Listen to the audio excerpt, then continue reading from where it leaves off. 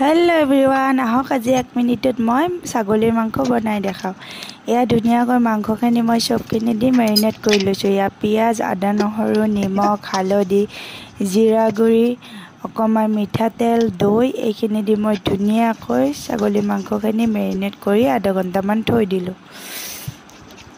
তাৰপিছতে এইখিনি ধুনীয়াকৈ সানি লৈ তাতে মই ডাঙৰ ডাঙৰকৈ কেইটামান আলুও দি দিছোঁ। আলুখিনিও মই ধুনীয়াকৈ এইখিনিৰ লগতে সানি থৈ দিছোঁ।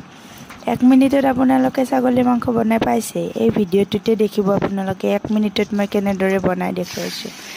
তাৰপিছত এনেদৰে মিঠাতেল দি তাত মই পিঁয়াজ আৰু ইয়া গুড়ি মছলাখিনিত অকণমান পানী দি এইখিনি ধুনীয়াকৈ ভাজি ল'ব লাগিব। ইয়াত ভাজাত ভাল হ'লে মাংসখিনিৰ সোৱাদ উঠে। আপোনালোকে কেনেদৰে বনাই নাজানো, মই যেনেদৰে বনাইছোঁ মই আপোনালোকক তেনেদৰেই দেখুৱাইছোঁ। এয়া ধুনীয়াকৈ মই মাংসখিনি ভাজি লৈছোঁ আৰু পথাৰ মাংস সিজোঁতে যিহেতু টাইম লাগে অলপ পানী দি মই ধুনীয়াকৈ ভাজ খুৱাই লৈছোঁ। শেষত মই এয়া ফাইনেল পানী দিছোঁ আৰু বহুত জলকীয়া গুড়ি দি দিছোঁ।